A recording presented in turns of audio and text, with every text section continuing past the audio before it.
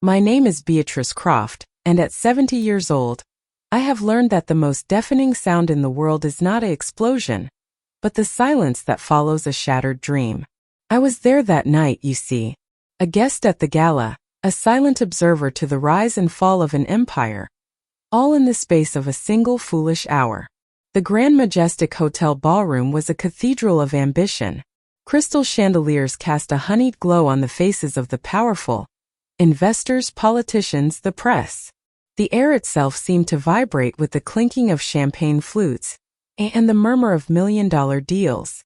At the center of it all was Isabella Rossi, the brilliant, ruthless CEO of Rossi Designs. Her face, sharp and beautiful, was alight with triumph. Tonight, she was signing an $800 million partnership with Apex Global Enterprises, a deal that would cement her legacy. And at a small table near the back, half hidden in the shadows, sat her husband, Julian. I remember watching him. He was a quiet man, always had been. While Isabella wore her ambition like a diamond necklace, Julian wore his humility like a well-fitted, simple suit. He watched her with a look I couldn't quite place, not pride, not quite. It was more like a profound, quiet sadness. The master of ceremonies' voice boomed. "Ladies and gentlemen, the signing ceremony will commence." The room erupted in applause. Isabella beamed, a queen accepting her due. And then, something unexpected happened.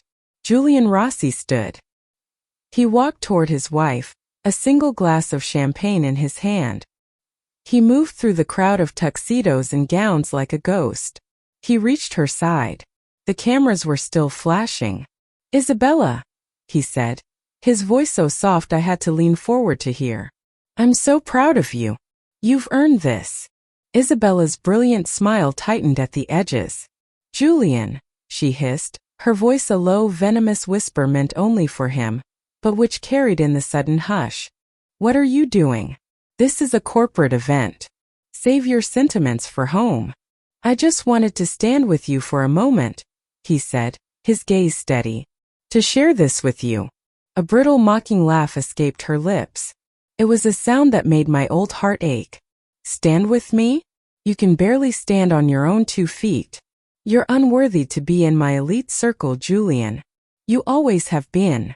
The gasps around me were like a sudden cold wind. A waiter froze, a bottle poised mid-pour. Isabella's eyes, hard as flint, swept over Julian's simple suit. "You smell of poverty and failure, Julian. Of mediocrity. These people," she gestured dismissively at the stunned guests, "they wear power. You wear defeat." Then she did the unthinkable. She lifted her glass, a deep blood-red Cabernet, and with a look of pure contempt she poured it. Not a splash. A deliberate, steady stream right over his head. The dark wine splashed across his face, soaked his hair, dripped in rivulets down his neck, staining the crisp white of his collar a shameful purple-red. A photographer's flash captured the moment in brutal, crystalline detail. Julian's eyes closed against the sting, the wine dripping from his chin, the serene stillness of his posture amidst the violation. "Perhaps that will help you remember your place," Isabella said, her voice like ice. For a long, breathless moment no one moved. Julian did not flinch. He did not shout. He simply reached into his pocket, pulled out a plain white handkerchief, and slowly, methodically, wiped the wine from his eyes. When he looked at her again, his gaze was not full of anger, but of a final, quiet understanding. "Understood," he said, his voice impossibly calm. And then he turned.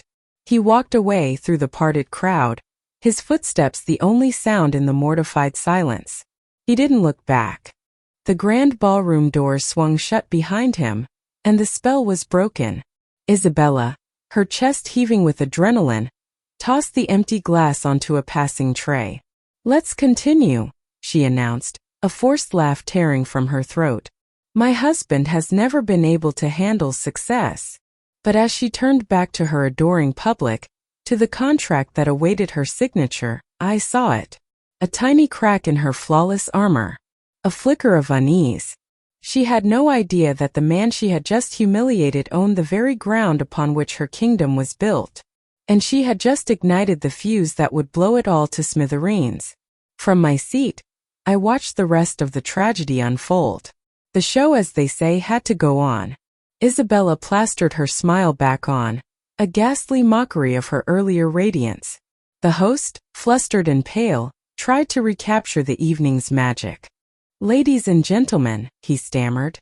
"A moment of passion. Now let us proceed with this historic signing." The applause that followed was weak, scattered, like rain after a storm has passed. People were shaken. They had come for a coronation and witnessed an execution. Isabella approached the podium where the magnificent contract lay, its pages crisp, its gold embossing gleaming under the lights. She picked up the solid gold pen, a triumphant smile finally reaching her eyes again. This was it, the pinnacle. She was moments from signing her name when a man in an impeccably tailored charcoal suit rushed onto the stage, his face ashen. He was Michael Thorne, Apex Global's lead negotiator. He whispered urgently into the host's ear. The host's face went slack with disbelief. I'm sorry? That can't be right. It's direct from the executive office, Thorne said, his voice low but sharp enough to be picked up by the nearby microphones. The signing is terminated. Effective immediately. The word terminated echoed in the sudden silence. Isabella's smile vanished. "Michael, what is this? A joke?" "I'm afraid not, Isabella," he said, refusing to meet her eyes. "The order came from the very top. The partnership is suspended. Permanently." "On what grounds?" she demanded, her voice rising, losing its polished cadence. "You can't do this. We have a binding." "They're citing reputational risk and leadership concerns. Our lines of credit are being frozen." Isabella stared at the screen, her face a mask of horror. It was a financial cascade failure happening in real time. The foundation of her empire wasn't just cracking. It was turning to dust. The ballroom, once a scene of adulation, became a theater of pity and swift exit. Chairs scraped back. Important people gathered their things, eager to distance themselves from the sinking ship. The camera flashes now felt invasive, predatory, capturing her downfall instead of her triumph. I saw her knees buckle. She gripped the edge of the podium, her knuckles white. The $800 million contract lay before her, her unsigned name a testament to her hubris. The grand narrative of her life had been rewritten in the space of 10 minutes. And all because of the quiet man she had dismissed as worthless. As the room emptied, Isabella remained, a statue of devastation in a silver gown. Her eyes were wide, unseeing, fixed on the single shameful puddle of red wine that marred the pristine marble floor. The same wine she had poured on her husband. In that moment I knew. This was not an unfortunate business decision. This was a reckoning. The following morning the world knew. I sat in my sunlit breakfast nook, my hands wrapped around a warm mug of tea, and read the headlines on my tablet. They were brutal. Rossi Designs collapses hours after CEO's wine-soaked meltdown. Mysterious investor pulls plug on $800 million deal.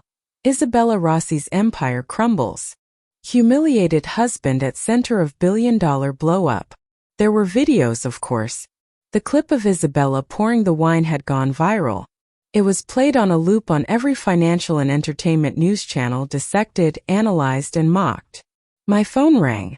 It was my friend Agnes, who had also been at the gala. "Beatrice, did you see? It's everywhere. The poor man. I always thought Julian was such a gentle soul." "He is, Agnes," I said softly, watching a sparrow land on my bird feeder. "A gentle soul with the power of a quiet storm." I knew a little more about Julian Rossi than most. Over the years, in passing at charity events or gallery openings, we'd had brief conversations. He spoke of art, of history, of quiet philanthropy. Never of business. But I have a knack for listening to the spaces between words. I'd heard whispers long ago, of a reclusive, brilliant financier who operated through a web of trusts and holding companies. A man who valued his privacy above all else. The name connected to those whispers was never confirmed, but sitting there, watching Isabella's world burn, I was sure of it. The doorbell chimed. I wasn't surprised. In a world of digital noise, sometimes the old ways are the only ones left.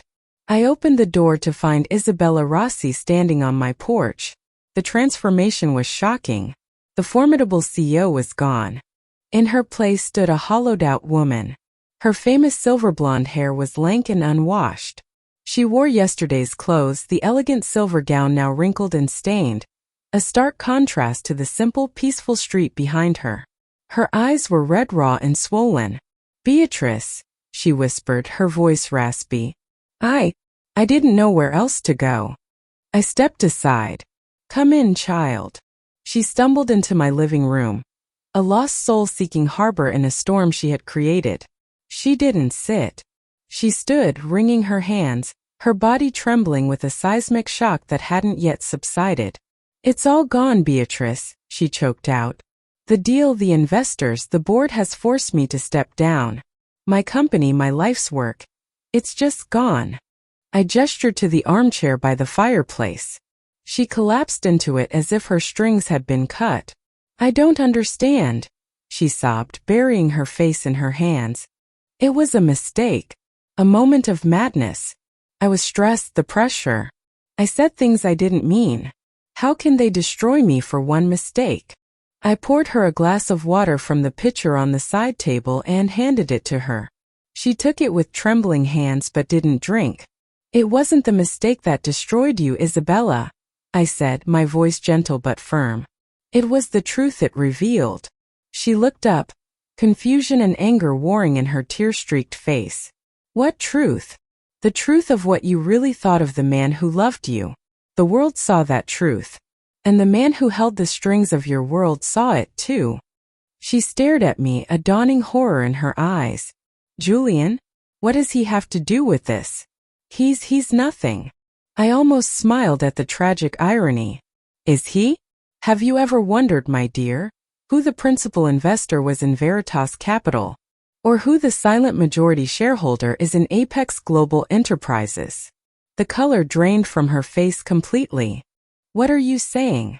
I'm saying that you spent your life building a castle in the sky, Isabella. You were so busy looking up, you never once looked down to see who was holding the ladder.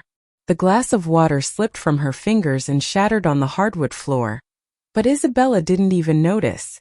She was staring into an abyss of her own making, and for the first time she could see the bottom. Isabella sat in my armchair, paralyzed. The sound of the shattering glass seemed to have broken the last of her defenses. She was no longer the arrogant CEO or the hysterical woman.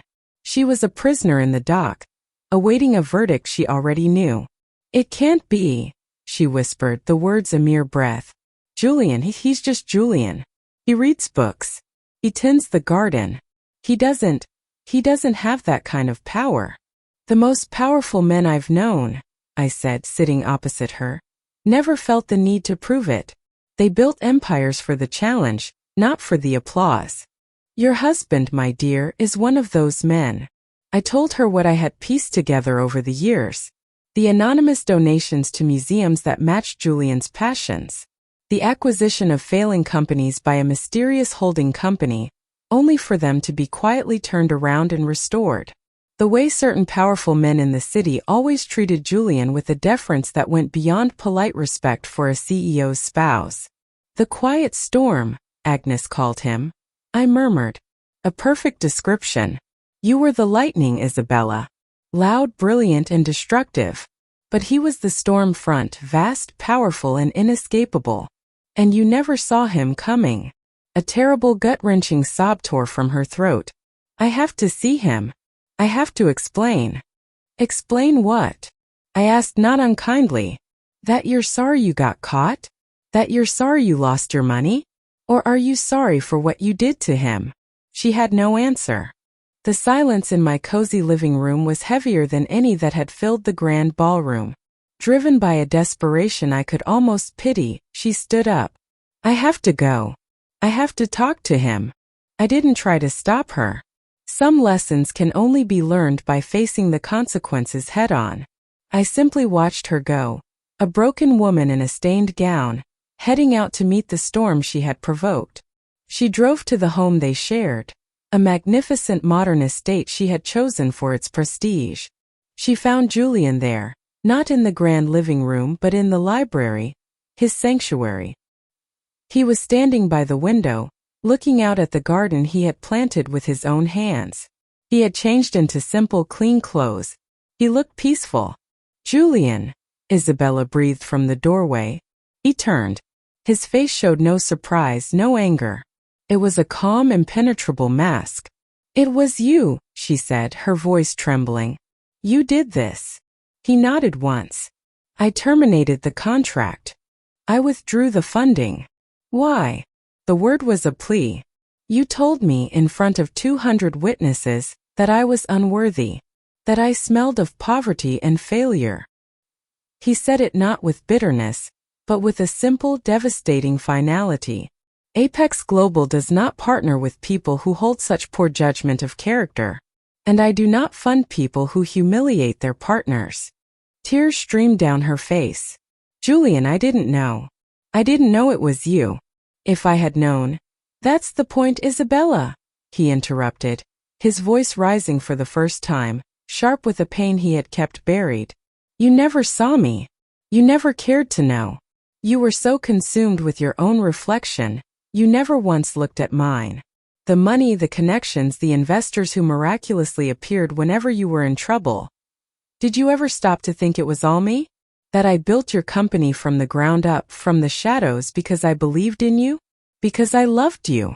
The truth was a physical blow. She staggered back. "The trust fund, the one you set up before we married, is ironclad," he finished. "Everything I have, everything I built is protected. You have no claim to it. Not now. Not ever. You're divorcing me," she whispered, the last of her hope dying. "My lawyer will be in touch with the papers," he said, turning back to the window. "You can keep the house. I never liked it much anyway. It was always your stage, not our home." Isabella stood there, in the opulent home she had coveted, and realized she was standing in a beautiful empty cage. She had lost her company, her status, her future, and the man who had given it all to her. She had poured wine on the king, and in doing so had lost the kingdom. She left without another word. There was nothing left to say. Later that day I saw the news. Julian Rossi had given his first and only public statement. It was brief, released through his lawyer. "I wish Ms. Rossi well in her future endeavors. I will be dedicating my time and resources to my philanthropic interests. I ask for privacy during this time."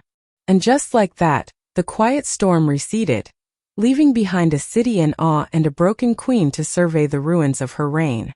And I, Beatrice Croft, sat in my quiet house, knowing I had witnessed a tale as old as time. That pride truly does go before a fall. And sometimes the quietest man in the room is the one you should fear the most. The days that followed were a public autopsy of a fallen empire. As Beatrice Croft, I have seen many a scandal in my 70 years, but the swiftness and totality of Isabella Rossi's downfall was something to behold. It was as if she had been erased from the city's skyline overnight. The financial pages detailed the collapse. Rossi Designs, once valued in the billions, was now a hollow shell, its assets being sold off to satisfy creditors. The $800 million deal with Apex Global was not just dead. It was revealed that the term sheet had never been fully executed, leaving Isabella with no legal recourse. The whispers in my circle of friends were less about the business and more about the woman. "I always thought she was a bit too sharp," Margaret from the garden club murmured over tea. "That poor Julian," another would sigh. "To be treated so horribly. He must be heartbroken." I would simply sip my tea and say nothing. They saw a victim. I saw a man who had executed a flawless, devastating strategy. A heartbroken man does not dismantle a billion-dollar company with the calm precision of a surgeon removing a tumor. I thought often of that night. Not of the wine, but of Julian's face in the moment after. There was no shock, no humiliation. There was only resolution. As if he had been waiting for that exact moment, the final irrefutable piece of evidence he needed to act. He hadn't been defeated. He had been gathering data. And Isabella had provided the final dataset. A week after the gala, curiosity got the better of me. I took a drive past the Rossi estate. It was a breathtaking piece of modern architecture, all sharp angles and glass, a monument to Isabella's taste. But it looked different now. The silence around it was profound. No landscapers, no delivery vans, no sign of life. I saw a for sale sign being hammered into the pristine lawn by a real estate agent. So Julian had meant it. He was letting her keep the house, but she was clearly choosing to liquidate it. I couldn't blame her. How could she live in a mausoleum dedicated to a life that no longer existed? I imagined her inside, pacing the cold marble floors, surrounded by the expensive, soulless art she had chosen. The silence in that house would be a constant accusation. Every reflection in the floor-to-ceiling windows would show her the face of the woman who had thrown it all away for a moment of petty cruelty. She was living on an empty stage, the audience long gone, the lights extinguished. And the playwright had left the building. Another week passed and a different story began to emerge, not in the gossip columns, but in the philanthropy sections. A long-stalled community arts center in a struggling part of the city suddenly received a massive, anonymous donation, allowing construction to begin immediately. A local animal shelter on the verge of closing found its debts mysteriously paid and its endowment doubled. The donations were traced back to a newly established charitable foundation, the Stillwater Trust. The name sent a shiver of recognition through me. Stillwater runs deep. It was an old saying my father used to use. I remembered with sudden clarity Julian mentioning it once, years ago, in one of our brief conversations about a novel he was reading. He'd said he admired characters who were like still water, calm on the surface with immense depth and power beneath. This was his next act. He wasn't just disappearing. He was redirecting his vast resources, the same ones that had fueled Isabella's rise, toward building things that would last, that would heal, that would matter. He was becoming a ghost in the system of good. Isabella had sought the spotlight. Julian was now actively fleeing it, using his power to cast a gentle, healing shadow over the city she had tried to dominate. It was at the annual library charity luncheon that I saw her again. Isabella. I hardly recognized her. The sharp, designer-clad CEO was gone. She wore a simple, off-the-rack dress, her posture slumped. She had come alone, a ghost at the feast, hovering on the periphery of the very elite circle she had once claimed to rule. People were polite, but it was a cold, distant politeness. They would nod, offer a tight smile, and then quickly turn away. She was now the reputational risk she had been accused of being. She was untouchable. I watched her for a time. This woman who had once commanded rooms with a glance, now rendered invisible. There is a special kind of hell reserved for those who have fallen from grace in high society, the hell of being politely ignored. As I was leaving, our paths crossed near the cloakroom. "Beatrice," she said, her voice thin. "Isabella." I nodded. It was a lovely luncheon. "I saw the news about the Stillwater Trust," she said, her eyes searching mine. "That's him, isn't it?" I didn't see the point in lying. "I believe so." A bitter smile touched her lips. "He's giving away the money I killed myself to earn. The ultimate insult." "Or," I said gently, "it's the ultimate peace. He's building a legacy now, not just managing an empire." She looked at me, and for a fleeting second, I saw not the arrogant CEO, but the shattered woman from my living room. "He won't see me. My calls go straight to voicemail." The divorce papers arrived. They were very fair. And very final. "What did you expect, child?" I asked not unkindly. "You showed him who you were.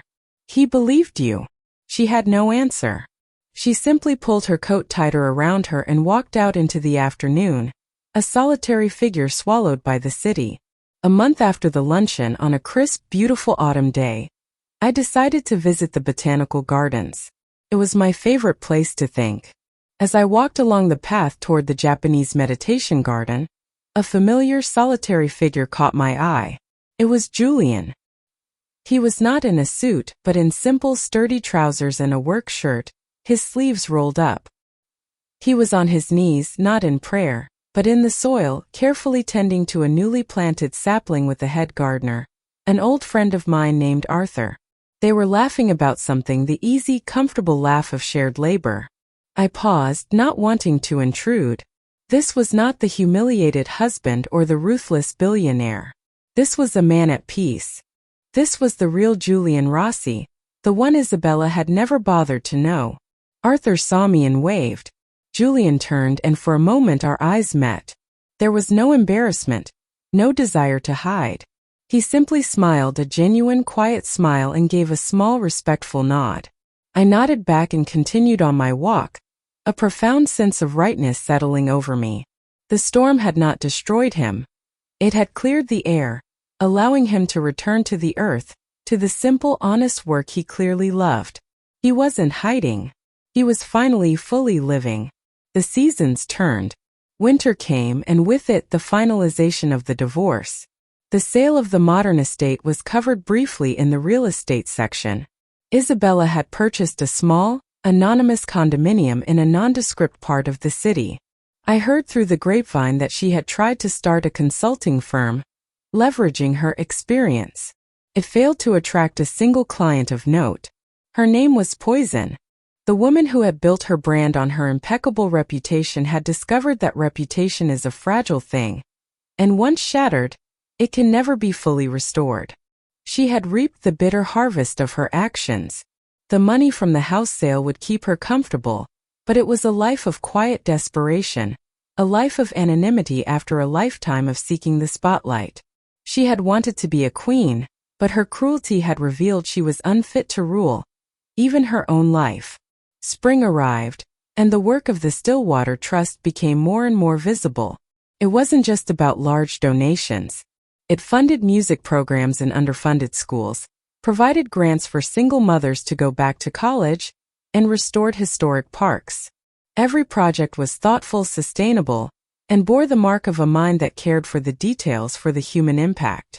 Julian was never photographed, never quoted, but his presence was felt everywhere, a quiet, benevolent force in the city. The narrative had completely flipped. Isabella Rossi was a cautionary tale, a footnote of hubris. Julian Rossi, the man she had derided as a failure, was becoming a beloved, if unseen, civic saint. I received a letter one day, hand-delivered. The envelope was of fine, simple stock. Inside was a handwritten note. Dear Beatrice, I saw the piece in the Herald about your work with the library's literacy program. I've long admired your dedication. The Stillwater Trust would be honored to provide a matching grant for your next fundraising goal. No strings, no publicity. With respect, Julian. It was not signed with a flourish, just his first name. I felt a surge of emotion. This was his way of saying thank you for that day in my living room, for understanding. He wasn't just throwing money at problems. He was supporting the people he knew were doing good work. He was building a community, the very thing Isabella had torn asunder. Today, as I sit in my garden, the same garden where I first heard the news of Isabella's gala, I reflect on the entire saga. The rise, the fall, the redemption, and the ruin. Isabella taught the city a lesson in the cost of hubris. But Julian, I believe, taught a far more valuable one. A lesson in quiet dignity. He proved that true strength does not lie in loud proclamations or public displays of power. It lies in the quiet confidence to walk away from a humiliation with your head held high. It lies in the immense power of restraint, of waiting for the right moment to act. And it lies in the compassion to dismantle an empire without destroying the person, simply allowing them to face the consequences of their own actions. He never sought revenge. He sought justice, and then he sought peace. The world is full of Isabellas, loud, bright, and desperate for the spotlight. But it is the Julians, the still waters that run deep, who truly shape the world. They build, they nurture, and when they are betrayed, they do not scream. They simply redirect the river, and in doing so, they change the landscape forever. And as for me, Beatrice Croft, I was merely a witness. An old woman who knows that the most fascinating stories are not always found in books, but in the lives of the people who pass by our porch. And this, I suspect, is a story I will be telling for a long, long time. The years, as they do for a woman of my age, began to fold into one another like the pages of a well-loved book. The scandal of the Rossi collapse faded from public memory, replaced by newer, fresher dramas. But in the quiet corners of the city, its legacy took root and grew, nurtured by the steady, unseen hand of the Stillwater Trust. I continued my work with the library, and true to his word, Julian's matching grant had arrived, allowing us to expand our literacy program to 3 new neighborhoods. We never spoke of it again, but every so often, I would see a new bench in the park with a small, discreet plaque, a gift from the Stillwater Trust. Or I would read about a young artist from a difficult background receiving a life-changing fellowship. Julian's presence was in the city's soil now, a nutrient of quiet goodness. One brisk autumn afternoon, much like the one when I'd seen him in the botanical gardens, I was tending to my own modest patch of flowers. A car, quiet and unassuming, pulled up to the curb.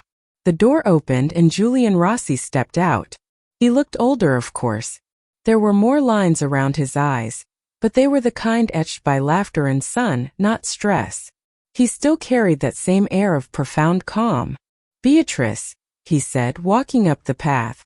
"I hope I'm not intruding." "Not at all, Julian," I said, wiping my hands on my gardening apron. "It's good to see you." He gestured to the flower bed. "Your peonies are still magnificent." "They're resilient," I said. "Like some people." A faint smile touched his lips. He looked out over my garden, then back at me. "I'm leaving the city, Beatrice. I've bought a small property up north. There's an old forest, a lake. It's time." I felt a pang of sadness but no surprise. A man like him was never meant for the noise of a city forever. "The city will miss you, even if it doesn't know it. The trust will continue," he said, as if reading my thoughts. "I've set it up to run itself. The work will go on." We stood in a comfortable silence for a moment, 2 old souls understanding the unspoken.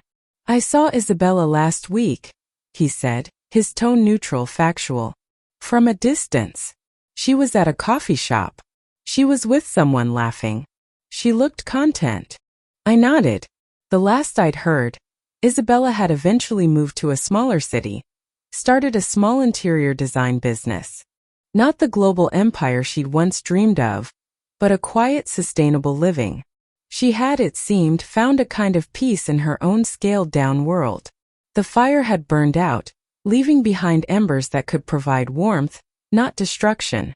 "I'm glad," I said, and I meant it. Julian turned to me, his gaze clear and direct. "I came to thank you, Beatrice, for that day, for being a safe harbor in a storm, for seeing me. Not many did." "You are a hard man not to see, Julian Rossi," I replied softly. "Once one learns how to look." He reached out and took my hand, his grip firm and warm. "Goodbye, Beatrice. Take care of your garden. And you, Julian, take care of your forest." He nodded, got back into his car, and drove away. I watched until the car turned the corner and disappeared. I looked down at my flower bed, at the rich, dark soil. I thought of the mighty oak that grows from a single quiet acorn. Julian had been that acorn, planted in shallow, stony ground by a woman who didn't understand his nature. But he had deep roots, and when he was transplanted, he didn't just survive. He flourished, and in his flourishing he provided shelter for countless others. The story was over. The final page was turned. But the book itself, the lesson of quiet strength, of dignity, of redemption, that would remain on the shelf of my memory, a tale to be revisited and cherished. I picked up my trowel and went back to work, planting bulbs that would sleep through the winter and bloom again in the spring. It was, I thought, a fitting end to the story, and a perfect beginning for whatever was to come.